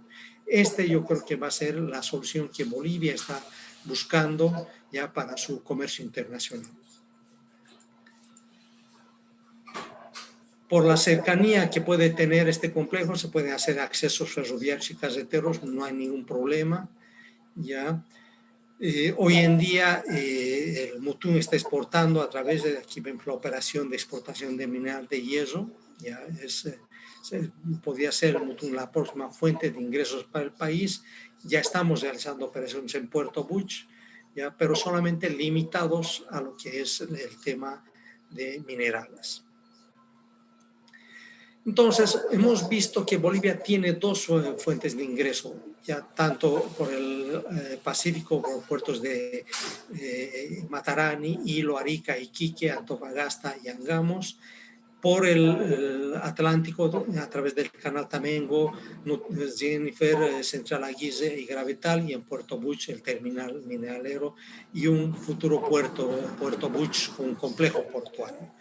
La hidrovía Paraguay-Paraná, a través de la conexión con el Atlántico, realmente nos da una oportunidad para que toda la parte oriental de Bolivia pueda mejorar su condición logística. Esta es la hidrovía Paraguay-Paraná, desde su comienzo hasta su final tiene 3.442 kilómetros, es navegable todo el año. Ya en época de estiaje se reduce con 3 metros, es la profundidad estándar para navegar, pero en la época seca ya baja eso, puede bajar por debajo de los 2 metros. Pero a Puerto Buch no le afecta porque ahí tenemos agua permanente todo el año, no hay problema. Ya por este río pueden navegar convoyes bastante grandes, estamos hablando de convoyes de 290 metros de largo por 60 metros de ancho, como se pueden ver en estas fotografías. Ya entonces tenemos esas facilidades ya, y podemos optar por navegar sin ningún problema. Se puede armar convoyes de 12, 16, 20 y 24 barcazas. Es un río bastante grande, la hidrovía Paraguay-Paraná, por lo cual se convierte en la mejor opción para nuestro comercio exterior, para la parte oriental de Bolivia. Ya. Nos conecta con dos puertos internacionales, como es los Buenos Aires, ya en la boca del Río de la Plata, y Montevideo un poquito más allá, casi ya en el mar, se puede decir. Estos puertos son puertos de primer nivel, ya llegan todas las navieras del mundo a estos puertos y nos conectan con todos los puertos a nivel mundial.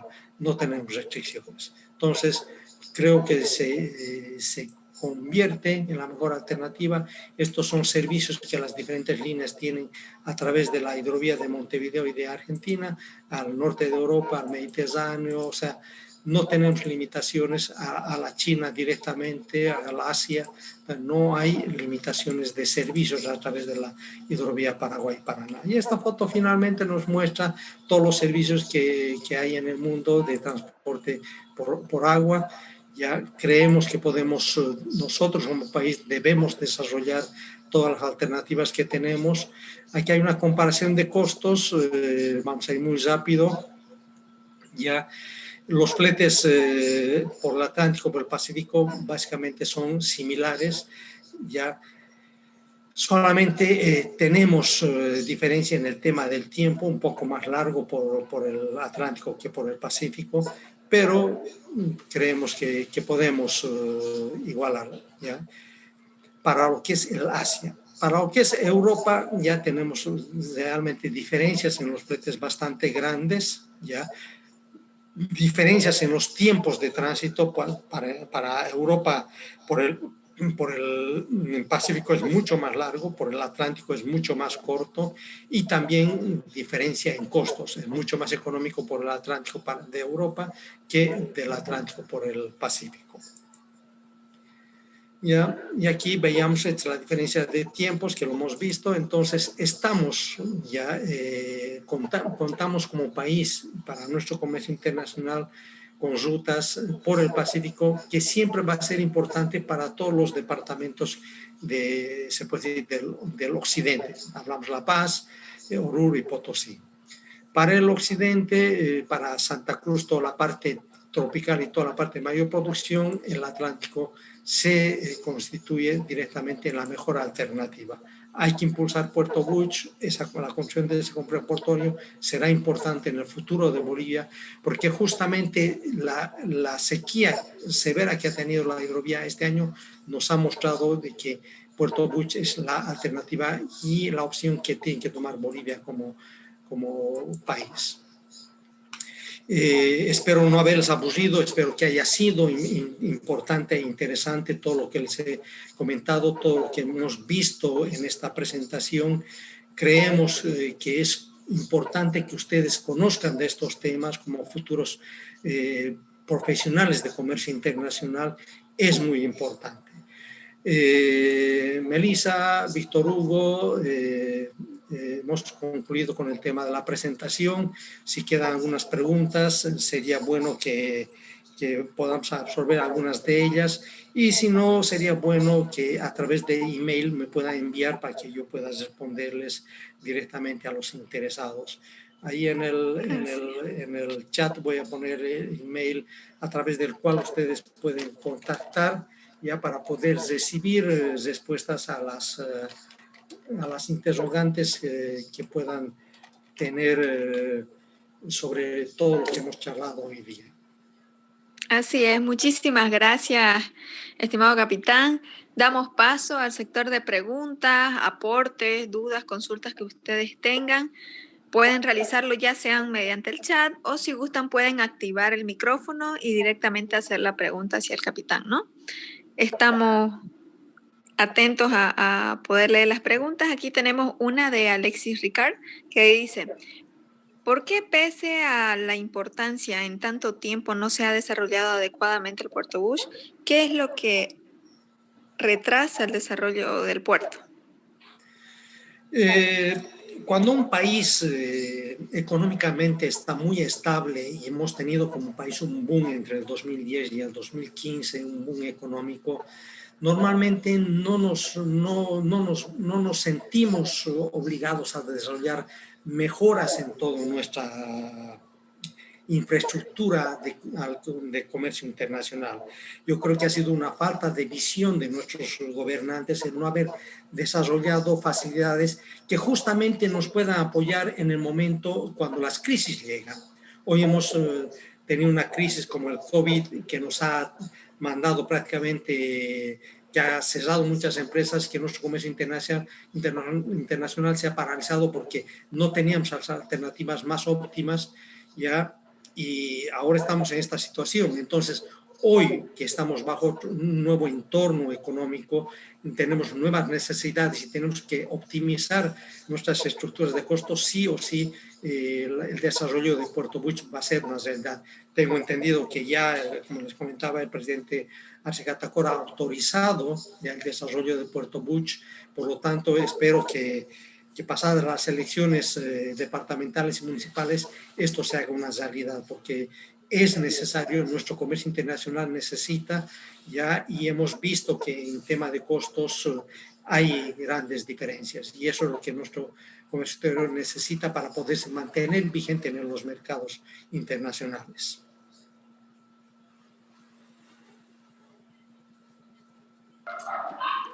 Muchas gracias, capitán. Tenemos otra pregunta de Carmen Bravo que dice: Capitán Encinas, excelente exposición la consulta. ¿Qué lugar sería el recomendable para la implementación de puerto seco en nuestro país? Como lo había mencionado, ya necesitamos desarrollar un par de puertos secos mínimamente para apoyar a nuestro comercio internacional. Un puerto seco que esté conectado a los puertos del Pacífico, estamos hablando de Hilo, Arica e Iquique, ya, que tiene que estar prácticamente en la confluencia de las carreteras que tenemos, ya que yo estimo que en la parte occidental tendría que ser a la altura de Caracollo. Sé que Oruro ha estado detrás de la implementación de un puerto seco, creo que ya lo tiene incluso en parte desarrollado, pero desconozco la localización. No sé si la localización es la parte más óptima, porque la localización es fundamental. Tiene que ser un puerto que esté equidistante a todos los puertos y hay que cuente con los accesos necesarios para poder evacuar la carga de los puertos secos hasta los puertos en el menor tiempo posible. En la parte oriental tenemos un lugar muy estratégico que es Motacuzito. Motacuzito es la unión de la carretera bioceánica que une Santa Cruz con Puerto Suárez y el comienzo del ingreso hacia Puerto Buch. Esa es la zona ideal para el desarrollo de un complejo, se puede decir, de un puerto seco de apoyo a Puerto Buch. Es el lugar ideal, ahí tiene acceso carretero, tiene acceso ferroviario, entonces hay que desarrollar todo el resto de la infraestructura como almacenes, patios de acopio, dotarla de maquinaria y sobre todo poner las instalaciones de todas las instituciones que forman parte ya del trámite documental que tiene que hacer un proceso de importación y exportación, sobre todo en la parte de exportación. Los puertos secos están más orientados a la parte de exportación, no tanto a la importación, que también se puede apoyar, sí, pero es sobre todo a la exportación, porque tiene que dinamizarse el tema del flujo de exportación. Y en el flujo de exportación intervienen todas las instituciones que están relacionadas con las autorizaciones y el control. Estamos hablando de Senasac, Senadecom, la FELCN, aduana, o sea, todas esas instituciones que participan en la parte documental tienen que estar instaladas en un puerto seco. Entonces, serían los dos puertos secos que Bolivia mínimamente tiene que instalar para poder dinamizar su comercio internacional. Bien, la pregunta que nos realizaba Carmen también va un poco vinculada con la que nos planteaba Jairo. ¿Cree usted de que podría crearse más puertos secos en Bolivia? Y para esta creación, ¿qué es lo que necesitaría como prioridad? Camino, cantidad de exportación, etcétera. ¿Y alrededor de cuántos años pasaría para la creación de los puertos secos? Nos dice Jairo. Después tenemos... Bueno, la implementación de los puertos secos, dependiendo de la política que tome el gobierno, si es que el puerto seco va a ser una instancia estatal o va a ser un emprendimiento privado. Si es un emprendimiento privado puede ser muy rápido. Si es un emprendimiento con participación del Estado, eso conlleva siempre un trámite un poquito más burocrático, pero en realidad no debería demorar gran cosa. En menos de un año se podía instalar un puerto seco de primer nivel sin ningún problema. Bien, tenemos otra pregunta. Para poder solicitar la cotización de contenedores, ¿qué naviera puede sugerir la cual cumpla tiempos y a la vez sus costos no sean muy disparados, que sea desde la China? Bueno, Que sea de China. lo ideal normalmente para trabajar y realizar cotizaciones en comercio internacional es contactar a todas las navieras, ¿ya? Pero además de las navieras, también hay otras, se puede decir, otras empresas que también tienen acceso a los fletes navieros, porque el comercio internacional, ¿cómo funciona? ¿Ya? Yo como naviera vendo servicios, pero también tengo clientes muy grandes que son operadores logísticos. Por ejemplo, hay unos operadores logísticos de talla mundial, Panalpina, Coronel, Hartrod, muchos que compran volúmenes de carga a las navieras muy grandes. Estamos hablando de 50.000, 100.000, y hasta a veces millones de contenedores para manejar en un año. Entonces, si alguien me compra a mí como naviera 1.000.000 de TEUs al año, yo no le voy a dar el mismo flete que a alguien que me va a comprar 10 TEUs al año. Entonces, normalmente hay diferencias de un 20, 15, 20% en los fletes. Por lo tanto, esa operadora logística entra al mercado con fletes incluso más bajos que las navieras, lo que dentro de cierta lógica parecía incoherente, pero no es incoherente. En el negocio internacional se maneja de esa manera. Por lo tanto, uno tiene que tener una capacidad de poder cotizar con todas las navieras y los operadores logísticos ya para poder realizar las operaciones de comercio internacional. Y yo les comento que seguramente unos 30 días vamos a establecer una plataforma virtual justamente de cotizaciones de transporte, donde van a estar todas las navieras, todos los operadores logísticos, y sería bueno que se registren también todos los que van a trabajar en este rubro, porque el registro es gratuito, pero le va a dar una herramienta que le va a permitir acceder a fletes y a servicios logísticos muy rápidamente. Entonces, estamos entrando dentro de ese ámbito que les comentaba de lo que es la digitalización de los servicios. Bien, damos paso a Gady, que tiene la manito levantada para realizar alguna pregunta. Sí, ¿me escucha? Sí, se escucha perfectamente. Pues, buenas tardes. Mi pregunta es, ¿cuál es el tiempo límite para planificar un retiro directo de una nave? Gady, mira, hoy en día los puertos están también, como te digo, evolucionando, ¿ya? Si tú planificas el retiro de tu contenedor, te está llegando un contenedor de importación, ¿ya? Si tú planificas con la suficiente antelación, el contenedor prácticamente puede ser descargado o sea, puede ser cargado al camión el mismo día de su descarga, ¿ya? Justamente, por ejemplo, por el puerto de Arica hay que hacer la planificación a través de ASPB, ¿ya?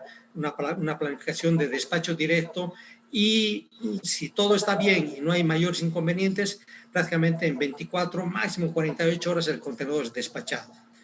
Por ejemplo, en el puerto de Iquique, donde no hay ASPB y el puerto prácticamente trabaja directamente con el consignatario, el despacho puede ser inmediato, ¿ya? Justamente la Cámara de Operadores Logísticos ha firmado un acuerdo con el puerto de Iquique, donde con una planificación previa, bien coordinada, el despacho es inmediato. O sea, y eso es una ventaja porque prácticamente el tiempo, como les decía, es oro. En la medida que yo demore mucho todo el manejo logístico de mis importaciones, los costos me suben. Entonces, los despachos de puerto hoy se pueden hacer de manera directa y prácticamente casi inmediata. Gracias. Una última pregunta.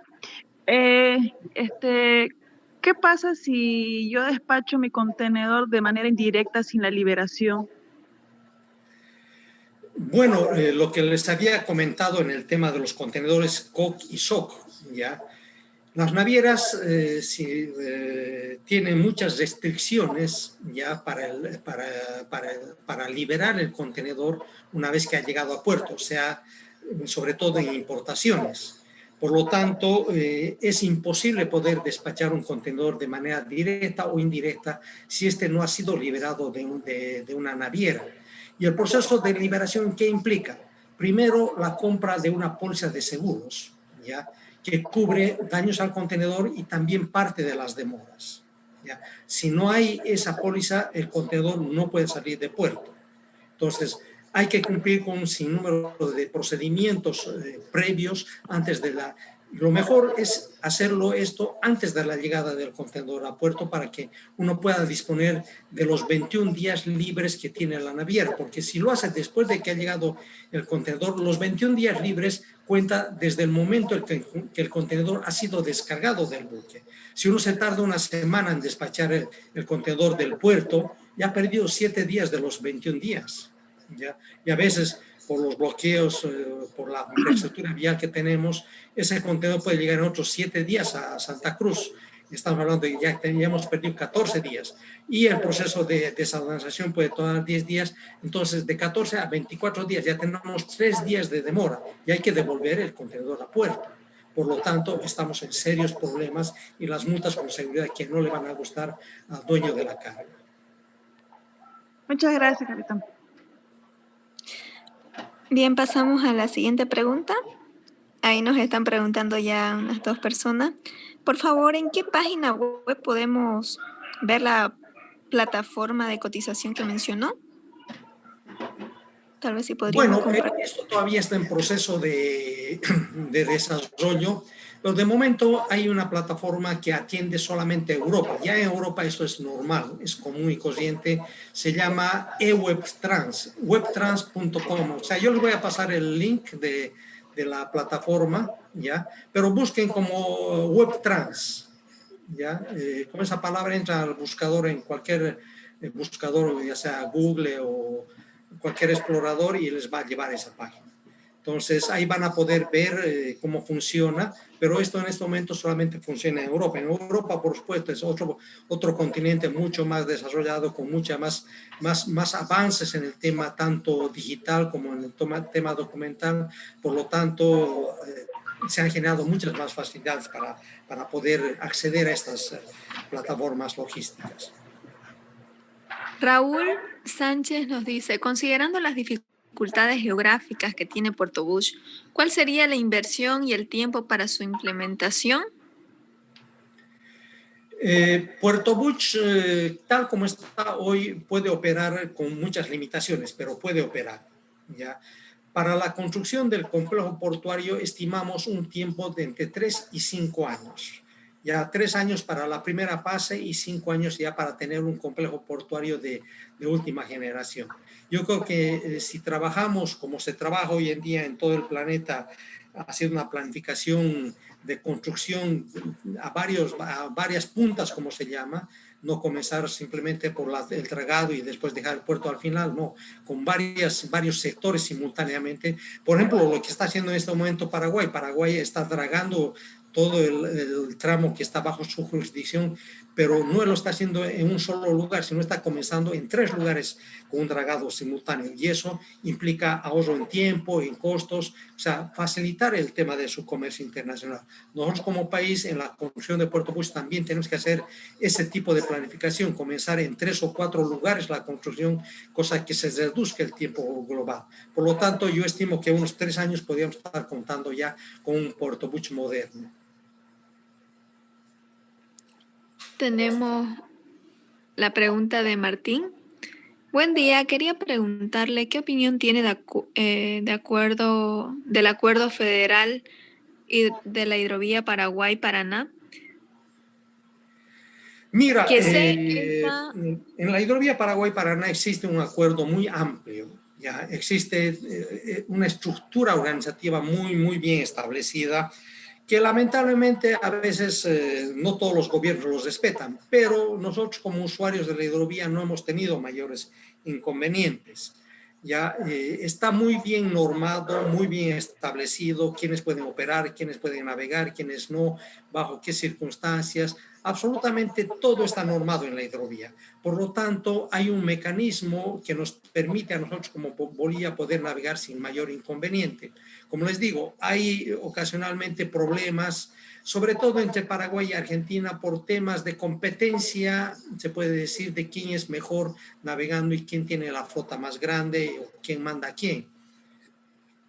Creo que son problemas solucionables, se han solucionado varios inconvenientes que han habido y se va perfeccionando el tema, o sea, todo es perfeccionable. Yo, como Bolivia, no hemos participado en mucho tema porque no tenemos una flota, no manejamos, excepto soya, no exportamos nada más, pero ya con un complejo portuario podemos manejar contenedores, podemos manejar maquinaria, podemos manejar líquidos, o sea, ya podemos ser un actor realmente de peso en lo que es la hidrovía. Entonces, no van a haber inconvenientes, hay que ir resolviendo los temas que se plantean caso a caso, si es que hubiera, pero ya está la mayor parte de la normativa plenamente vigente y plenamente establecida. Bien, muchísimas gracias, querido capitán.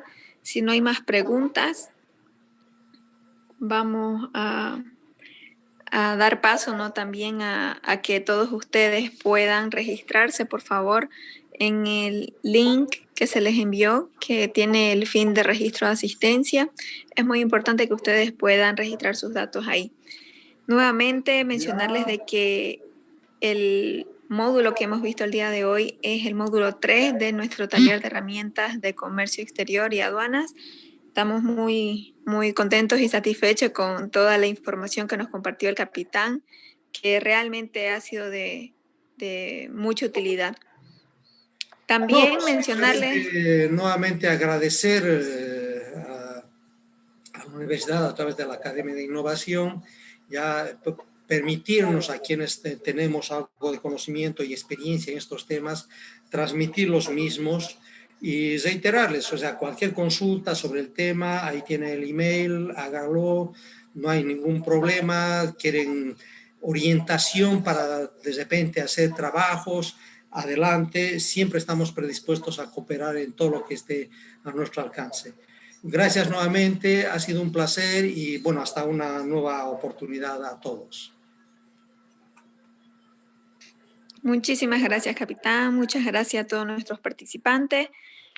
Ustedes pueden tener acceso tanto a la grabación, al material adicional que vamos a poder brindarles, más la certificación con aval académico de la Universidad Autónoma Gabriel René Moreno, simplemente inscribiéndose.